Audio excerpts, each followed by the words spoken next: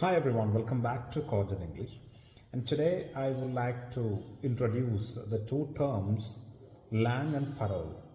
The term is actually coined by Ferdinand de Saussure, the great linguistics of English language. So, what is Lang?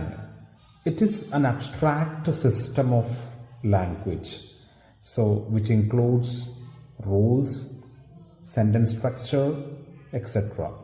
So basically പറയുകയാണെങ്കിൽ Lang എന്ന് പറഞ്ഞാൽ ഒരു കൂട്ടം നിയമങ്ങൾ rules ഒക്കെ ഉൾപ്പെട്ടിട്ടുള്ള ഒരു സംഗതിയാണ് ലാങ് എന്ന് പറയുന്നത്.